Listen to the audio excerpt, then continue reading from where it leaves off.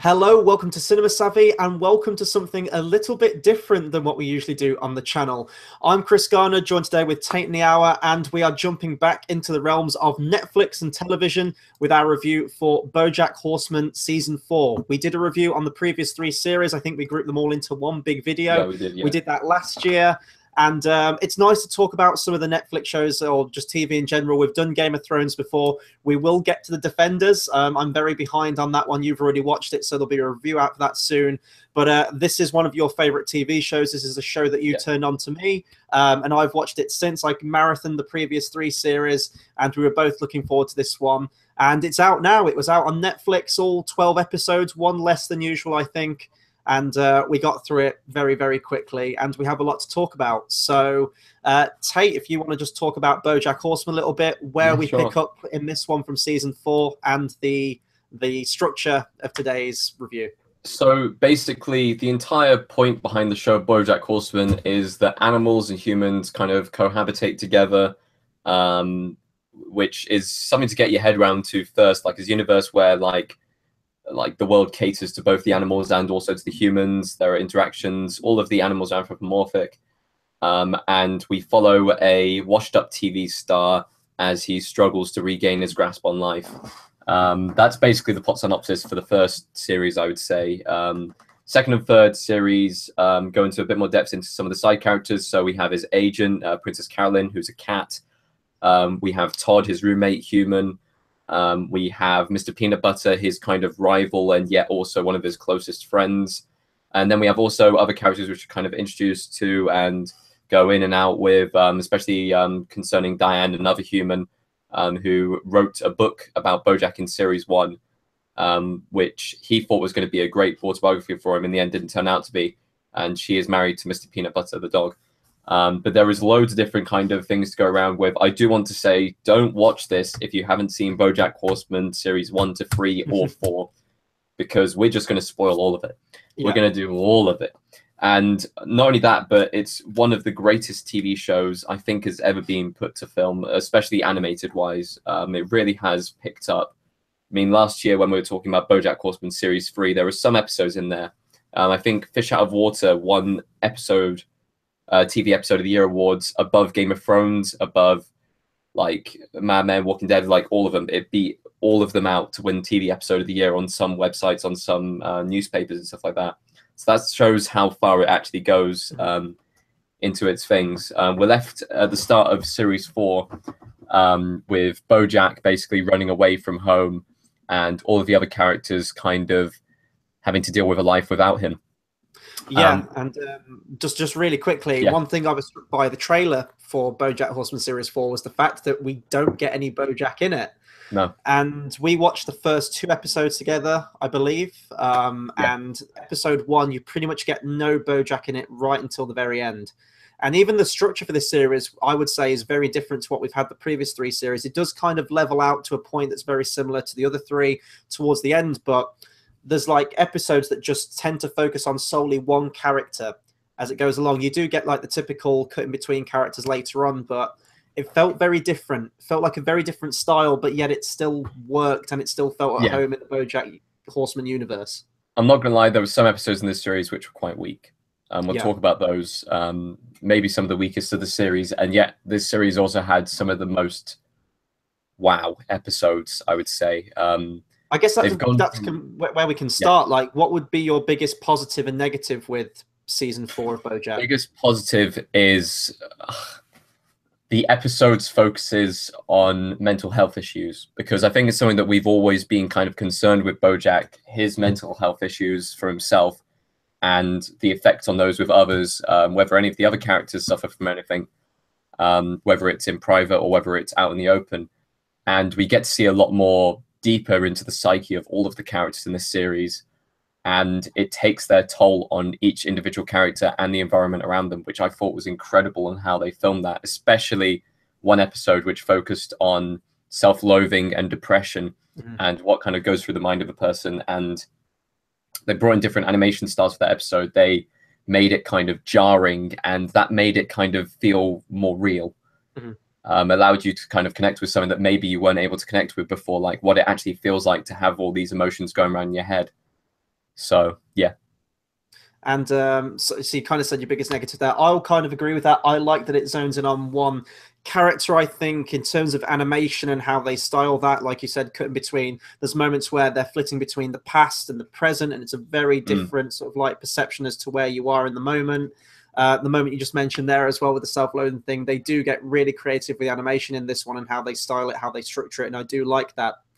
My biggest negative would be that maybe Todd's character, for example, doesn't really have much to do this series. I think he's sort of like just degraded just to pure comic relief. And also there's a lot of plot threads that I was really looking forward to based on the finale of season 3, which didn't quite come to fruition how I expected them to, or maybe not even at all. It felt like it took a step back and it regressed slightly to what we already knew with Bojack Horseman, when I thought it would go entirely in new directions.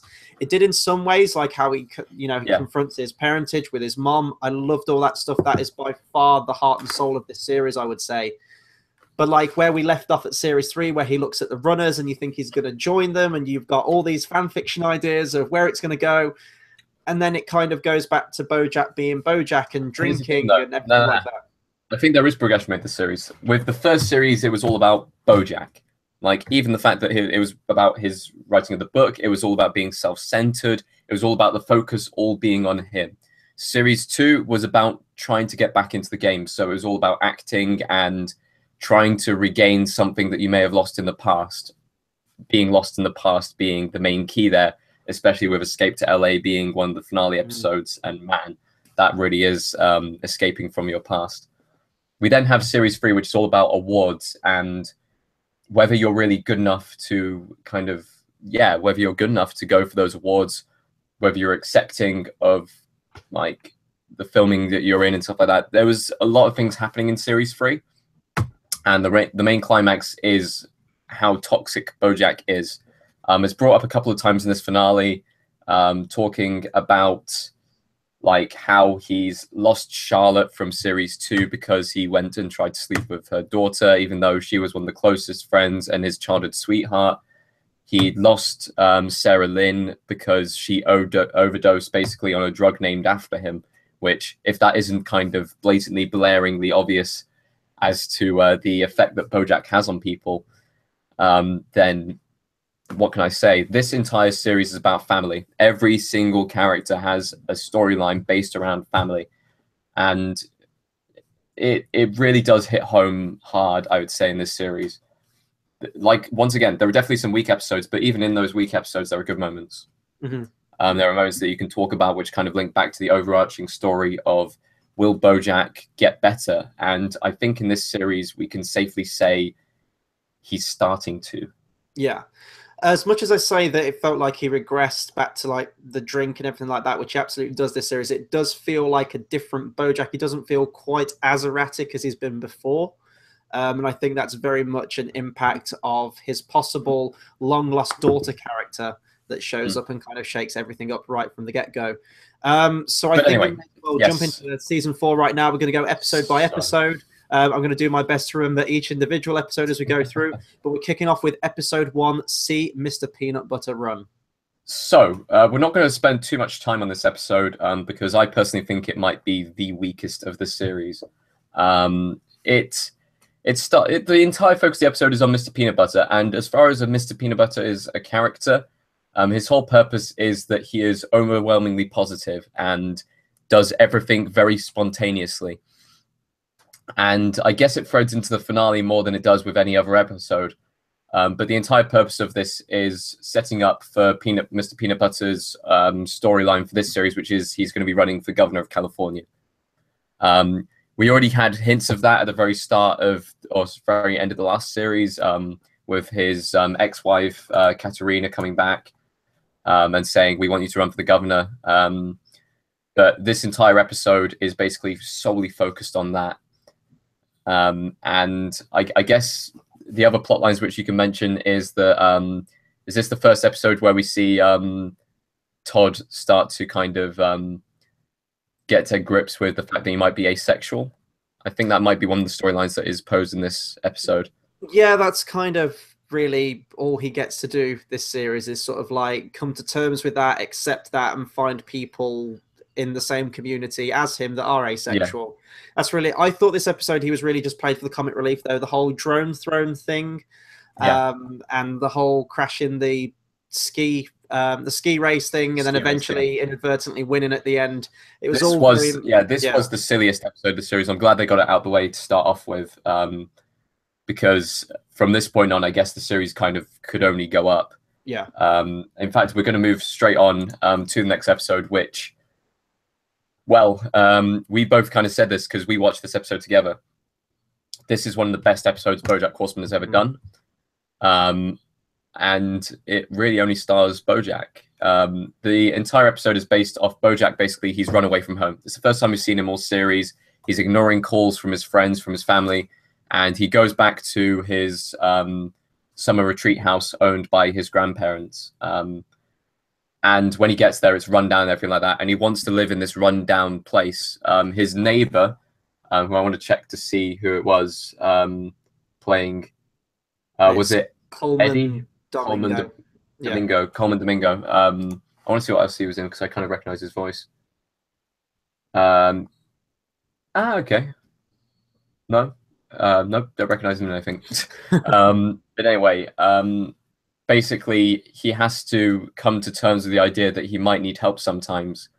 Whilst this is playing out, we have a little bit of a delve, or the first delve into the past for this series, where we see the events that took place to kind of put Bojack's mum into the frame of mind where she hates her own son, or is told to never really love anyone again, basically.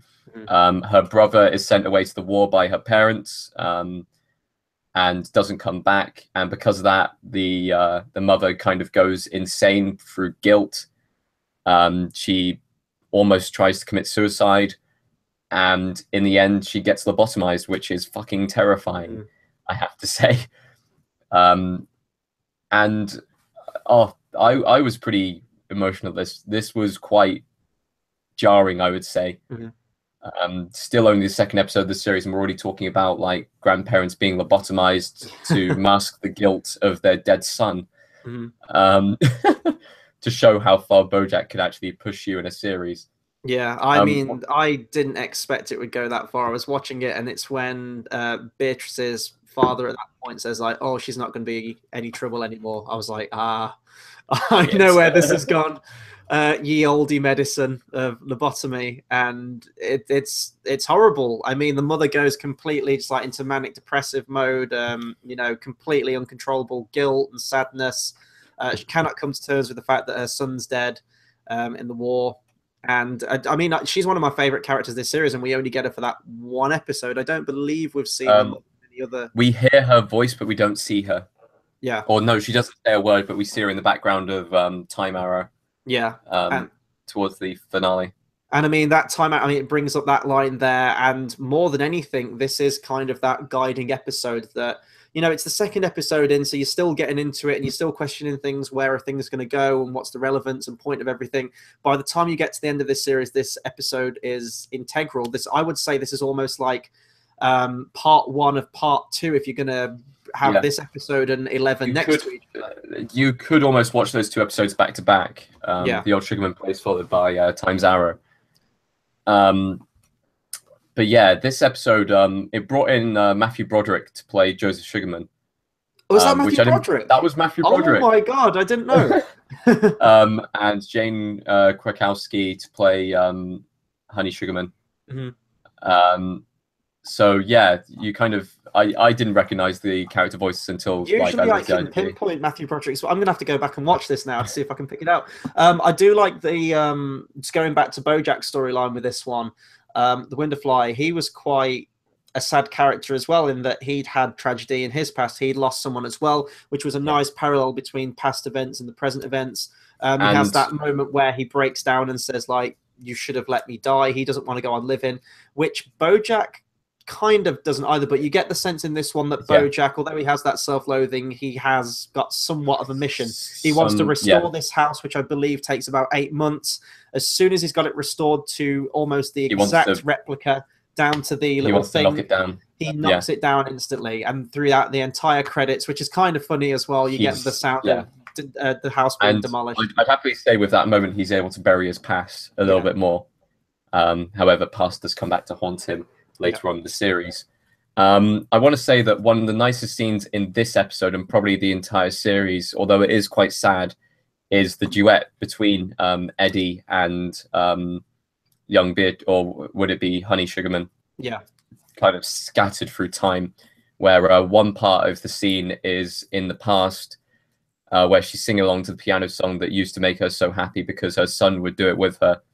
And the other part being Eddie's character who lost his wife, and this being kind of the song that held his relationship together. And that's quite hard to bear, but at the same time, it's a nice moment in the series because you see these characters who can be completely disconnected, be connected through a simple song. And you get those really nice moments of visual paralleling as well, where Bojack's sort of walking around the house and he will say something which echoes very similarly to a past event.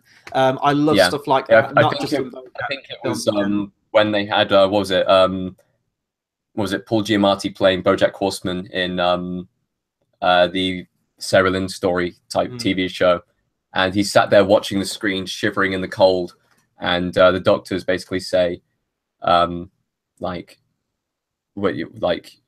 there anything we can do? And they say, no, I'm afraid she's gone. And it's parallel to the them saying it's war, and then the TV says it's show business, and that connection was quite brutal as well. Really writing in that episode. Finally, we get a little bit more insight into Sarah Lynn's death with Tamara and Tamara. Is it? Tamara and Tamara, isn't it? I think. Yeah. Actually, I'm just having a look at the writer of episode 2, which was Kate Purdy, and she wrote episode 2 and episode 11. Yeah. So again, going back to that sort of like two-parter argument, I guess you can say. But no, this is without a doubt probably it's either my second favorite episode of the series or possibly third favorite. I'm undecided on that. It's probably my second favorite. But what I was going to say was we get a bit more of insight into Sarah Lynn's death because they're asking him questions, which has obviously been in the media, and saying like, did you hold her hand while she was taken into theatre and shit like that? And that must be horrible for Bojack to go through. But stuff like that does happen. And again, this is going back to like the celebrity culture. I mean, this is a great sort of, satire on celebrity culture. I mean, there are presenters and things like that on reality, whatever it happens to be, what kind of show, that do ask questions like that. Really horrible, demeaning, questions. And you can't escape it because you're in the media spotlight. Yeah. And that show's always been smart in that regard, and it's absolutely the case this series as well. Hooray! Todd episode. This episode was at the time when I first watched it, it was but upon second viewing, it's an okay episode. The entire base of the episode is that Todd follows life of Todd in a single day. Throughout this single day, he is able to, first of all, play the triangle, which he always makes for the concert. Shows that he has some charitous kind of work. He then has to pose as a boyfriend to this celebrity to make her seem more down to earth.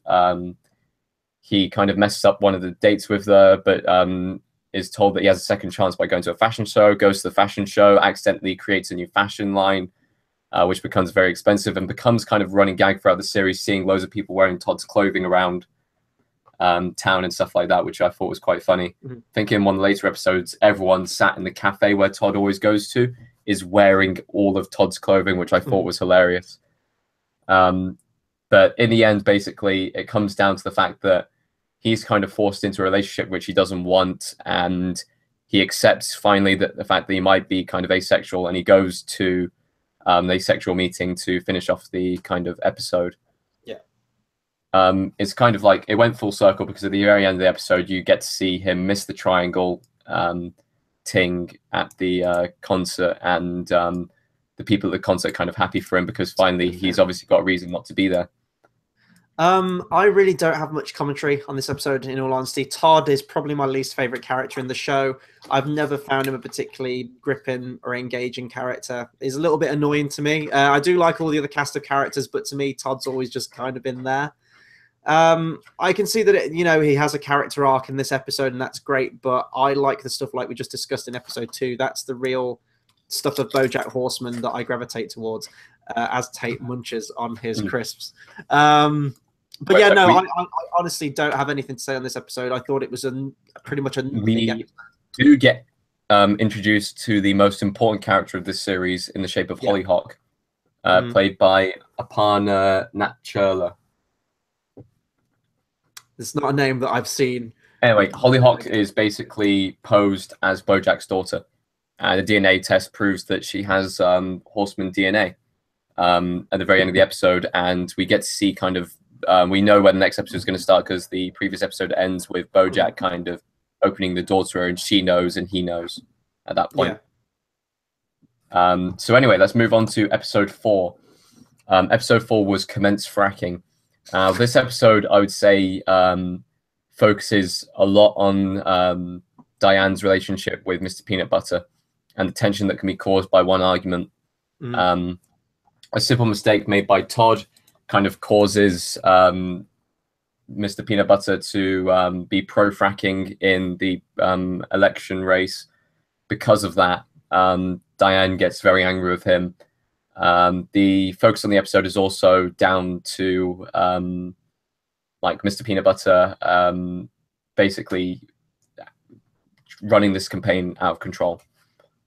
Diane is trying to maintain control of it somewhat, but she's being pushed out by the 2 ex-wives and Mr. Peanut Butter, who's helping with the campaign, which makes things a little bit more difficult. Yeah, this is really where the whole political campaign storyline really kicks into full, I would say, and pretty much takes up the majority of this series, definitely like the middle half of it. I did like this episode. I believe this is the episode as well where Mr. Peanut Butter and Diane are having relationship problems in terms of their sexual life as well, which does get a very funny payoff towards the end of it. But one of my favorite jokes in this, one of my favorite moments is Princess Carolyne's relationship and how, they're desperate to get pregnant. She's given an ovulating watch, apparently with the voice of Harvey Fierstein. And it's like this race against time. It makes it so epic. It's like you have a limited amount of time to fertilize this egg. You need to get back home and start having sex now so you can guarantee this child. Do you want this child in your life? And then it's like the hilarity of them rushing back home, getting pulled over by the cops because they're speeding, and then just eventually just throwing caution to the wind and having sex in the back of the police car.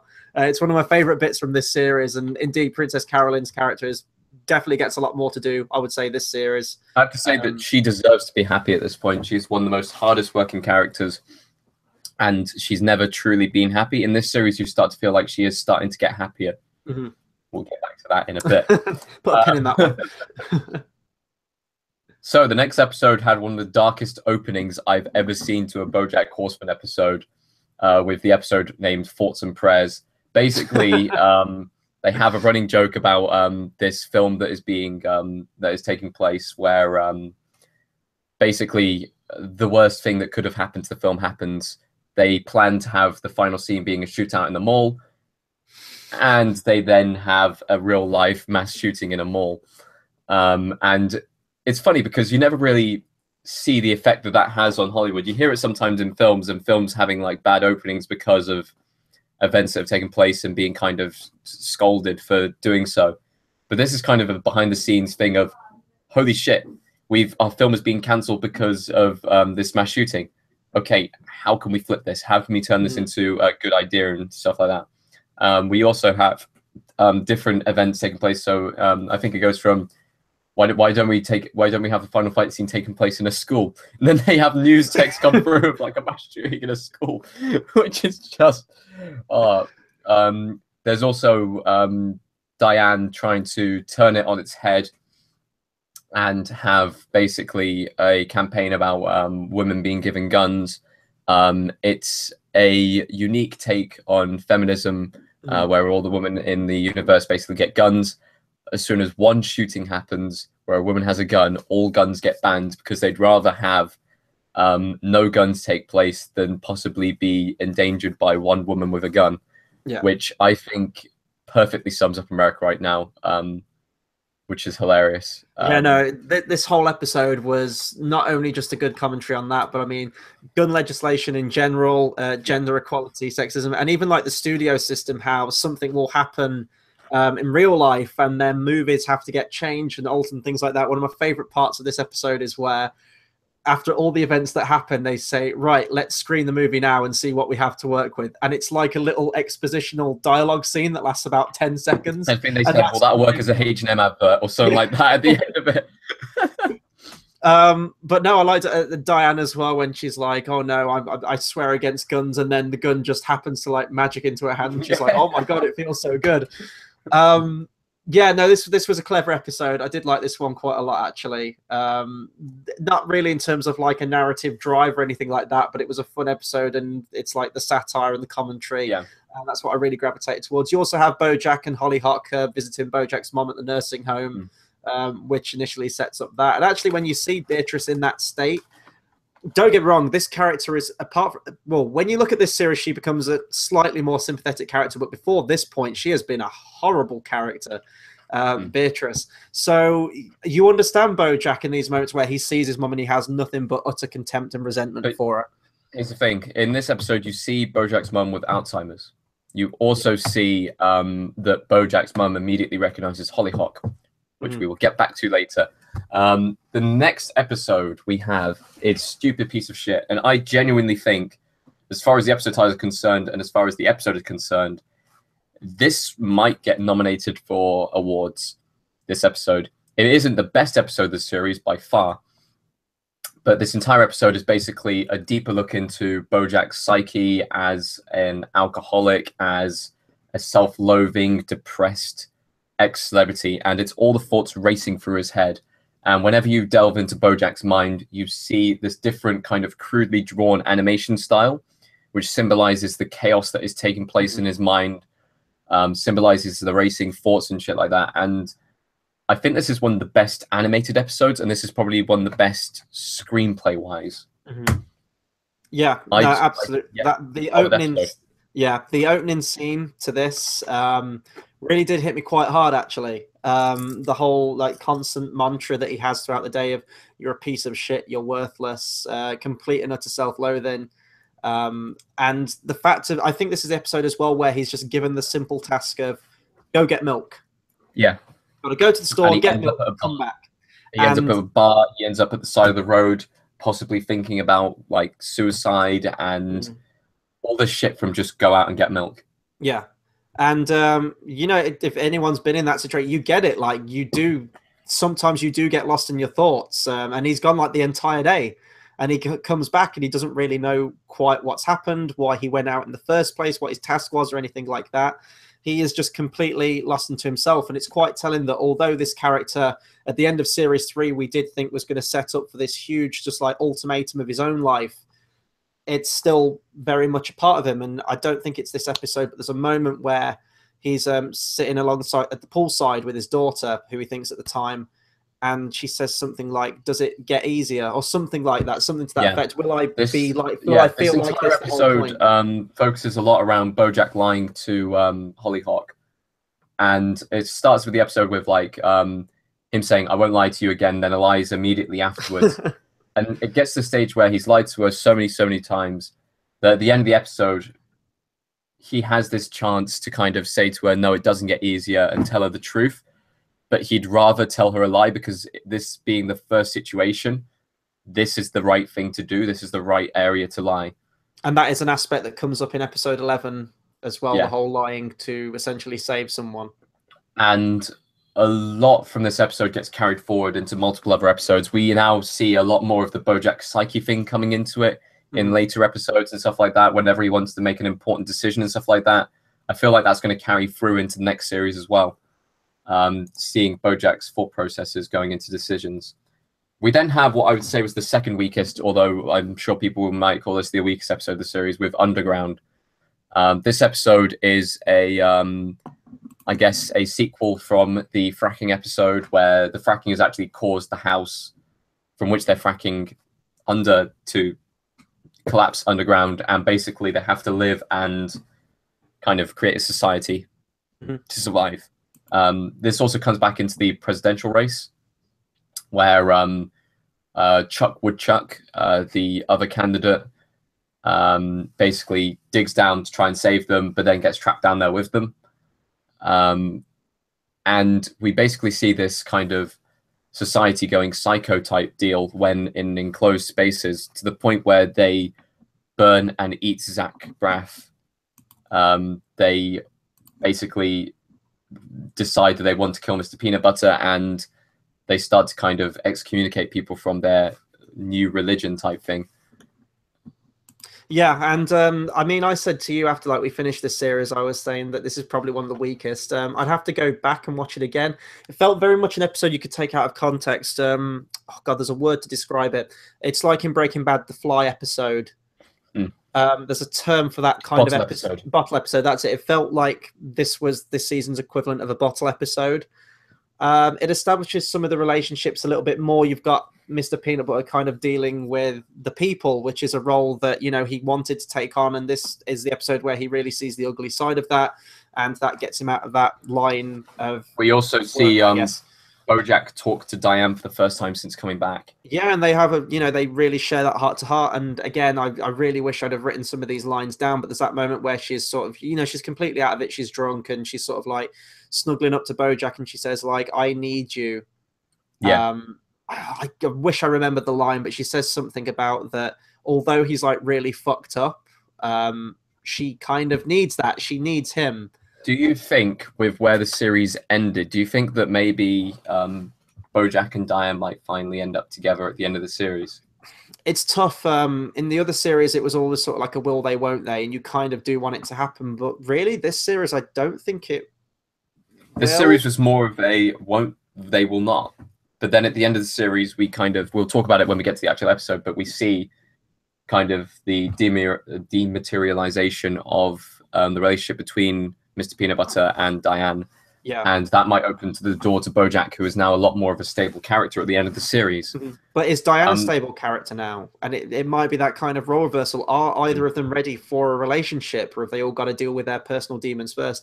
Maybe if we get to like a season 6 of this thing, I don't think the creators have actually said when they plan to end Bojack Horseman, have they? They haven't. But I think the story arc has already reached its middle. Yeah. Bojack has had a turning point, so maximum 2 series left, I'd say. So there's elements of this episode that I liked. It was funny in some parts. Sexy ants, how quickly the mob turn on people as well. Like he says, like, let's not resort to mob mentality. And one guy just said, he called us a mob, let's kill him. That was one of my favorite lines.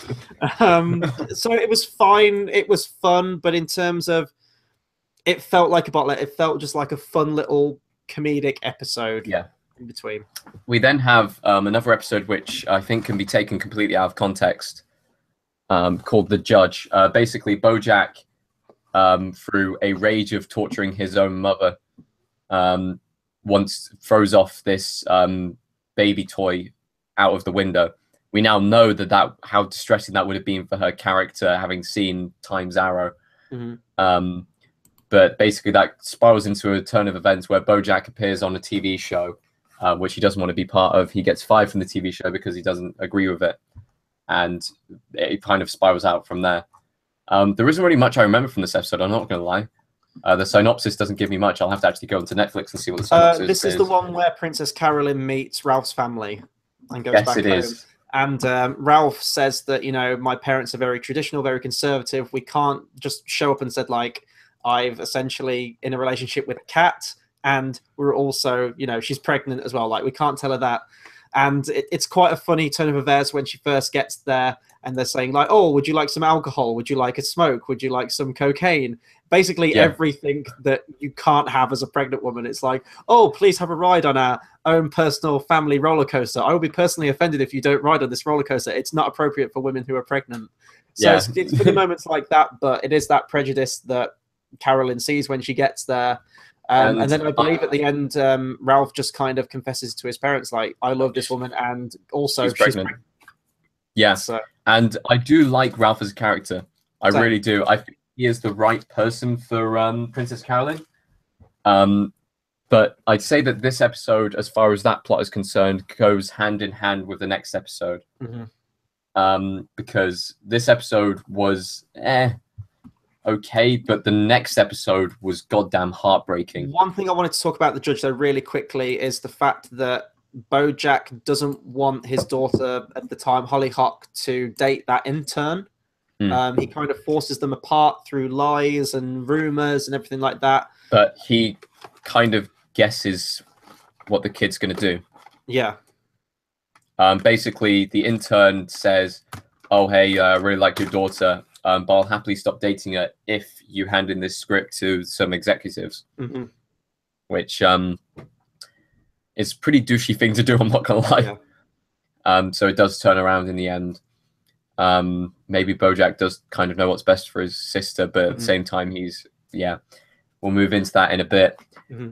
So, in one awful day, Princess Carolyne deals with rejection, deception, and loss. Man, this episode. Now, I'm going to go ahead and say, as a massive How I Met Your Mother fan, they had an episode like this on How I Met Your Mother, where the character of Robin says that she's pregnant. She's telling the story to her kids, like, this is what happened, this is what happened, this happened. And then she sits on the park bench and basically says, this was the story, but you guys aren't real. And then they kind of fade out and stuff like that. But this episode probably delivered it a lot better. We love Princess Carolyne as a character. I think we said that from first series. She's one of the best characters in the show. And she really does deserve to have happiness. But in this episode, everything is basically taken away from her and crumbles. She loses her baby. That causes her to go on a drinking rampage. And that kind of causes her to lose, like, her film that she was meant to be filming. It causes her to lose her almost kind of relationship with Ralph, which was probably the best thing to happen to her in the entire series. And also, through turn events, she finds out that Judah, who I think is one of my favorite characters as well from the series, being her loyal kind of efficient assistant, did something behind her back. And even though it was one mistake, she's in such a state at this point that she just kind of rejects him completely and says, you're fired. And I think it's quite a sad end. It's a sad episode in total as far as Princess Carolyne is concerned. It's brutal as far as seeing one of your favorite characters fall so far in one episode. But I don't know. It was quite, it's a very well done episode. Yeah, it's one of my favorites. It's a toss up between episode 2 or this one for my second favorite of the series, I think. It started off and it was all like sci-fi future settings. There's like my great grandmother, Princess Carolyne, and right there I was thinking this seems very different for Bojack's style. The fact that now if you're going to go in chronological order, you're going to have like this little segment set like thousands of years in the future or whatever it happens to be. So it did feel very ridiculous and out there even for this show. So I probably should have questioned its legitimacy then as to whether it was real or not. But all go on Bean Time. Bean Time, yes. But I guess I was just kind of wrapped up in it, and then you follow the plot. And I should have known that Bojack Horseman wasn't going to have a happy ending. And you kind of prepped me that out of the 4 main characters, 2 get a happy ending, or at least there are a sense of equilibrium by the end of this series, and 2 get a very tragic one. I guess this is one of the tragic ones. So no, this was the bittersweet one. Oh, the bittersweet. Okay. Because she recovers in the final few episodes, but this was the worst. This was her darkest hour. And it's when it got to that moment at the end where she says, you know, I've always had a vision of one of Whenever I get sad, I think of my great-great-great-granddaughter speaking to her class of kids and saying how proud she was to be related to me. Yeah. But none of that is I'm not gonna lie, I was watching this with a couple of mates, and at that point we were starting to kind of crumble. Yeah. That was the first episode to make you kind of go, We all sat there at the end of the episode just like hands on head, just going. And that's the power that this show has. I mean, it can hit you with that in just a single line, just a simple line. Most of my favorite Bojack Horseman moments are just like single poignant lines of dialogue. Tell me one of the other things to note from this episode was that her necklace, which we see throughout the entire series, is fake and is kind of a lie told to her from her parents passed down. which is quite sad as well. But she still decides to wear it, which I think is a good character decision from her. Because it may not be about the value in real life. It might be just about the value to herself. And that might be the thing that saves her in the end. And it's just the moment where she just breaks down in uncontrollable tears. We do have a side plot as well where Bojack and Diane try to track down Hollyhock's birth certificate and to find out who the mother is.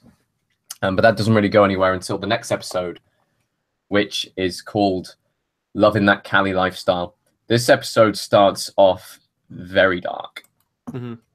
Basically, we see Hollyhock pass out on the bathroom floor, and we kind of get a callback throughout basically the entire series of events saying that she's had 8 dads. We see the 8 dads finally in this. What did they say it was? It was a 8 dad. I can't remember what they actually called it, but it's a relationship between 8 dads kind of sharing this one daughter, and they hate Bojack. They hate everything that Bojack stands for. They're not willing to call him the dad, even though he is, like, well, at that stage, is the biological dad, biological father. And it's a sense of Bojack trying to make things right. And there's a sense of Bojack wanting to kind of, he respects Hollyhock at this stage. He almost goes far to say that he loves her. But he just wants to make sure that she's okay. Yeah, and it's Bojack being victimized as well, or like accused of, you know, having this negative influence on her when he's been the one who quite tentatively at the start has grown to, you know, love her and support her and try and look out for her in a father-like role. And obviously the coffee as well definitely gets a payoff in the next episode once we find out its origins and the past events that have influenced that. Basically, we get revealed at the very end of the episode that Bojack's mum, Beatrice, has been poisoning her with the coffee throughout the entire series to make her slimmer. And it's the straw that breaks Bojack's back. It's the point where he just goes, right, no, you're not just ruining my life, you're ruining my daughter's life. I'm done with you. Like, and he goes and puts her in this horrible old people's home. Yeah, he says, like, give me your worst room or something like that. And then what does the attendant say? Like, if you give me some money now, I'll make sure that she... Yeah, make sure that she gets cared for quite nicely. He says, I'm going to make sure that you know that I'm not reaching for my wallet right now. And she actually asks, like, do you want the blinds up or blinds down? And, like, he peeks at the blinds and then pulls them up himself to show, like, a dumpster. Yeah. And then the very end of the episode is where she remembers Bojack. She calls out his name. Him as he's about to walk out the door, which takes us right into both of our favorite episodes of season 4. And arguably one of the best in Bojack Horseman history. This has a 9.9 at the moment on IMDb, and I'm not surprised. This is the highest rated episode, joint highest rated TV episode of the year so far as ratings are concerned. My God. Now, I may have kind of skipped ahead on this one, and I looked at the synopsises on Netflix of each of the episodes of the series. Thankfully, it doesn't give you any spoilers. But this episode, all it said was, in 1963, a young socialite named Beatrice Sugarman meets the rebellious butterscotch horseman at a debutante dance. And I thought, okay, so this entire series is going to be about Bojack's family, Bojack's past, and we're going to probably see why she's such an evil person.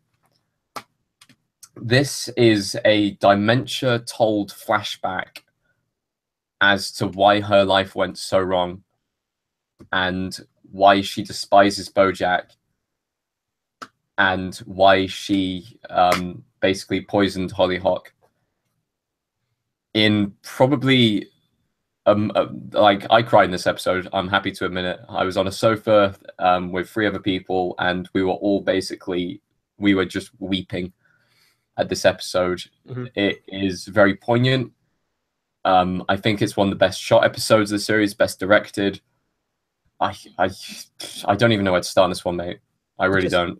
The way that they, going back to the "you're a piece of shit" scene with Bojack, how it visually shows dementia or mental illness is incredible, like the way that she can't recall people's faces, one in particular, and it's like this constant scratched out like pencil thing over someone's face. Of Henrietta, she can't define features, or she can hear the voice but can't define features. The way that she'll be lost in the past, and then elements of her present situation will be in the room with her, like interacting with things from the past. Really clever how it was done. Masterfully done, I would say, actually, in terms of animation, how that was showed. And yeah, Beatrice becomes one of the most tragic and sympathetic characters out of all of Bojack. You can see history repeating itself as well, with not only her parents, and then she essentially became a monster just like her dad was. Everything he taught her, the scene where he like throws the doll in the fireplace. Okay, we got to go through this entire episode, because I think we could have spent an entire hour speaking about this episode. Yeah. But let's start off with things, basically what we can link this to here in this episode. A lot of people have been talking about online the fact that when Bojack opens the fridge in the flashback, all you can see is the wine and then sugars and lemons. I believe it was in episode 2. Basically, she's told, you can't have ice cream, you have to have sugar and lemon. Like that's basically a woman's snack type thing. This entire flashback is all about sugars and lemons. She could have had Creamerman, this businessman who may not have been the nicest looking person, but basically when she goes out with a walk with Creamerman, the person who she doesn't really want to be with, when she finds out that he's actually a decent person, he looks better on screen. They actually change the visual stylings of him to make him look nicer looking. And in the end, she ends up with butterscotch. That's what she is given. That's what she ends up with. Throughout her entire life, she is given so many decisions which could have been ice cream, could have been this amazing thing. But in the end, she ends up with sugar and lemon. It seemed like a very rebellious moment in her life. She wanted something different. She wanted to break away from the mold, which is often how many things in life go down. And you know, it might seem, if we're going with like the whole sugar thing, it might seem sweet at the moment, but eventually it will go south. Reality will set in, and by God, does reality set in for these two characters. Butterscotch is also voiced by Will Arnett, which I thought was a smart choice as well. But yeah, it's just a really great character study on this character, which goes through, as I said, it's like a sort of like part 2 to episode 2. And I'd say that the biggest kind of tear-jerking moment either has to be the finish of the episode. Yeah. With basically more lies from this series. Or the scarlet fever. Now, we find out that when she's young, she gets the scarlet fever, and because of it, some of her stuff starts to be taken away from her and burnt, including her baby, her little toy, which she's always had, and her blanket. And they basically get thrown into the fire, and she watches as they burn in front of her. And basically he says, like, you don't need them. You need to get better and stuff like that. And I can understand that they were the things kind of infecting the house, possibly. But there are other ways of doing things, like other ways of like not tormenting your child. And we see basically her mother in the background saying nothing, still that kind of shadow of a person who she used to be because of the lobotomy. And doesn't all the light fade out in one point, go completely pitch black apart flashes, from the start? Like there is sometimes throughout the entire thing you have flashes and flashes of just these horrific moments throughout her life as she's trying to remember them take place. And in the end, it basically ends up with her life being miserable. And it could have been so different. And the final scene is her remembering Bojack. Bojack goes and sits down. He's still angry with her, but she asks, where is she? She's very confused. She looks lonely. She looks vulnerable at that state. And he says, you're in the house. You're in the summer house. Like, the lake looks beautiful. You can hear the birds singing in the trees. And he says, can you taste the ice cream? The ice cream which she has never had her entire life. And she says, yes, it tastes delicious. And that broke me. Yeah. I think that broke a lot of people watching it. Will Arnett's delivery as well. Like, we don't talk about the voice acting all that much, but although he's like a really funny character, like those moments where he needs to do the serious, emotional voiceover, he absolutely nails as well. And that's absolutely the case. We need to talk about Henrietta as well before we get into episode 12. So throughout the entire series, Beatrice has been mentioning Henrietta. She keeps calling Bojack Henrietta, which I guess if you break it down, like you could just look at it as dementia and she's switched the names, or in terms of the treatment of Henrietta and how she was taken away and she never really had a mother, I guess like you could say that she's pinned that name on Bojack for a reason. But it turns out that there's this mystery child called well, actually, was it the maid who was Henrietta? It was the child, wasn't it? The maid was Henrietta. The child was Hollyhock. Yeah. And it's sort of like the origin of who is this person. It turns out that Bojack's father had an affair. No. Wait, yes, it was Bojack's father had an affair with the help, like the maid there. Yeah. And they had Hollyhock, and that's why it's revealed that they have Horseman. She has Horseman DNA. So essentially, she is Bojack's half sister, which completely changed the perception around at the end. But it's, you know, when we get into episode 12, and that's sort of like the big reveal at the end, the final line of the series, in fact, is that he is now going to have to be a brother. He's still going to be that very protective role, look out for her. And that's not going to change anything that they've gone through this series, really. And I think it's that scene where we finally see the moment where Bojack's mum turns sour, where Henrietta wants to hold the baby and she says, "No, you can't." That lack of attachment, like when her doll away, just like the doll being burnt in the fire. It all comes back and it all comes round. Once again, this episode should win awards. I think this was the best episode. It was the best episode of this series. It's definitely probably in my top 3, actually, out of all 4 seasons. Every episode 11 gets you. It's like this episode 9 of Game of Thrones. Like, you're always waiting for that one episode just to blow you away, and this was the one. Every goddamn time. Now we move on to the final episode, which is actually the second highest rated episode in Bojack history, behind Time Arrow. So this is called "What Time Is It Right Now?" Which the episode starts basically with Princess Carolyne is able to get the rights to a TV show which she connects with personally because it's called what's the TV called? I can't remember, but it's the one about the clock, isn't it? Like a clock website. No, it's about a detective, but a clock website wants to buy the rights to it, and she connects to it because it was the name of the TV show is the name that she was going to name her kid, which she lost. So she signs up Bojack for it, and Bojack has this plot based around kind of finding out Hollyhock's true parentage and stuff like that. But the main part of this episode, and the only thing that I think gives this episode such a high rating, is all about Diane and Mr. Peanut Butter. Yeah, and you watched the series. You finished the series before I did. Yeah. You sent me a message over Facebook, a line from the series, which I had no context for, anything like that. In fact, it was quite a weird and perplexing line to be said. And I thought, how can this line possibly be emotional? With context, after watching the episode, it's probably the most heartbreaking line of the entire series. I'm tired of squinting. Context, she talks about that her relationship with Mr. Peanut Butter is like looking at a particular kind of artwork where you can't really make it out. You have to squint, but if you get the right distance away, there's fleeting moments where you can see the beautiful picture and how amazing it is. But she's tired of squinting now. And yeah, wow.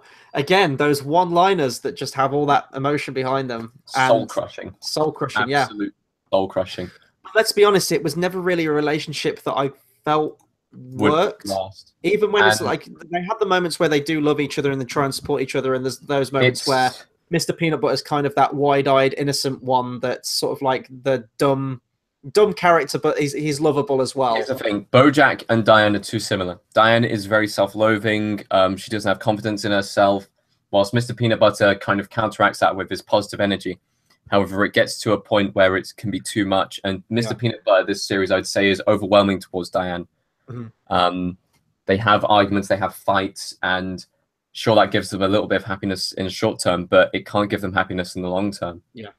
And it gets to the point where she says, as a kid, I've wanted like a bell room. It'd be so nice to kind of have one. And she kind of takes it as like it was a nice thing to think of when I was a kid, but I'm more realistic now. Yeah. But he takes it as, I'm going to go build you a room like Belle and Beauty and the Beast. And we know that Diane doesn't like grand gestures. We know that. Mm-hmm. And it just breaks them down and gets them into a bigger argument. For the emotional gut punch of the series not to be really focused around Bojack, except for the final shot of the series, it hits hard. Because this is the lowest point for those two as far as characters are concerned, and I think they're going to get a divorce.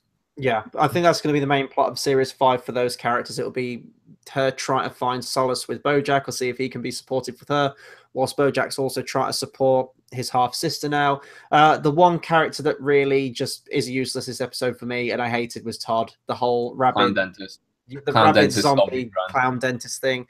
Yeah, it's it's funny, but when you're surrounded by 3 characters, or I guess like Diane, Mr. Peanut Butter, Bojack, Hollyhock, and Princess Carolyne, when you've got those 5 characters with all really rich like characterization, and even Beatrice had a lot more development than like Todd in the entire series, I'd say.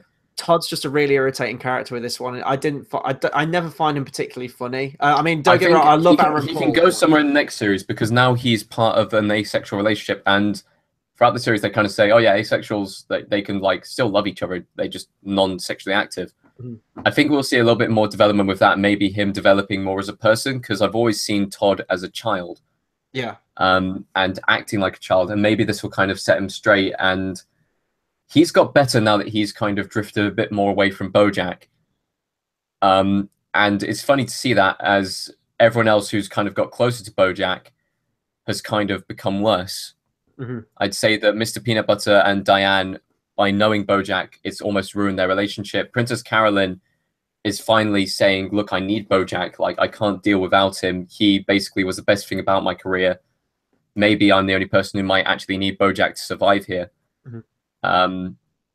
But yeah, it's interesting to see that Todd, being distanced from Bojack, is doing a lot better. Maybe not writing-wise as far as the series is concerned, but as far as a character's development is concerned, he's better off at the start of the series than he was. Better off the end than he was at the start. And we may see maybe a bit more change with him, or maybe a bit added on to his character in the next series. Be nice to have him as not the wacky shenanigans guy. Yeah, it's set up characters in an interesting way for season 5, but I'll lie if I said that I'd love this episode. Maybe it's because it was like hot off the heels off episode 11, and to me there was that huge drop off, like a kind of back to reality kind of thing with episode 12. It was fine, it functioned as a finale and setting everything up, but in terms of an episode itself, I found it really quite forgettable, in all honesty. But we've gone through all the episodes now, so I guess we'll just round off with sort of closing thoughts. Oh no, closing thoughts, actually, I'll put up. So the final shot of the series is I never had a brother before. And I think that shows that Bojack will get better, and I cannot wait for next series to see that develop. I think this series is the first progression he's made. Yeah. For me with this series, I don't know where I'd rank it. I think I prefer series 2 and 3. I definitely prefer this one to season 1. So if I was going to rank them, I'd probably go 3, 2, 4, 1 as of right now. However, this does have some of my favorite episodes in Bojack Horseman history. Certainly episode 11, Time's Arrow, Ruthie, the Princess Carolyne episode, and episode 2, The Old Sugarman Place. They're definitely among my favorites. It felt like it was like taking a step back in some regards to some character story. For example, this wasn't the route that I thought Bojack's character was going to go based on the ending of season 3. I think a lot of people thought that the fact that he sees those runners go by, just takes a look at them, and then just goes back instantly. That's not how I expected this series to pick up. It gets a bit mired in the whole political run thing, which is funny, but again, with like Mr. Peanut Butter, we knew that he wasn't going to run for it eventually. So there's a lot of storylines like that that didn't really hold my attention or keep me gripped. The one thing that this series does have going for it, though, is the Bojack and Hollyhock and Beatrice story. Those three characters coming together are really the heart and soul of this series, and that is some of the best writing. As I said, the whole like mental illness thing and how they make it visually, this is probably the best the animation's ever been in all four series. So it's a really mixed bag for me. I wouldn't give it like 100% or whatever it is currently on Rotten Tomatoes. I probably wouldn't give it like a 10 or a 9 on IMDb, but it's high, and I am looking forward to season 5. Just a few little plot things and characters have gone in a direction that personally I didn't expect, and I don't think could have worked as well had they have gone in a different direction. I give this series praise. It went to places where I didn't think it would go. It wasn't what I could have predicted for the series, but I loved it all the same, and I'll probably keep on watching it until the next series comes out. I feel like there were episodes, I mean, you've just said the ones which I think were the best ones. I want to also put in a shout to You Stupid Piece of Shit. You stupid, yeah. That's no way to talk about our commenters, Tate. Because that episode really kind of delved into the psyche of Bojack. Well, I guess that's it. Chris, do you want to close us out? Yeah, so that wraps us up for another series of Bojack Horseman. I guess we'll have to wait until next year now, isn't it? Or is it every 2 years? God, no. Yeah, next year. It's every year, isn't it? Yeah, so we've got to wait until like the probably back part of summer into September next year for Bojack. However, we will be back for not only movie reviews, but TV ones. I need to get through Iron Fist and Defenders, so that will probably be our next Netflix series review. Eventually get there. We've got a lot of other TV shows we've been talking about as well that we're thinking of doing reviews for as well. But yeah, lots to come to the channel, so make sure you hit that subscribe button, the bell icon as well, so you stay updated with all of our content. We're going to have more movie reviews this week. We'll have reviews for Mother coming out. There's Kingsman this month. We're going to do a review for American Made. Loads of good stuff, so that will do it for our video now. And until the next one, we'll see you guys next time. Thanks for watching.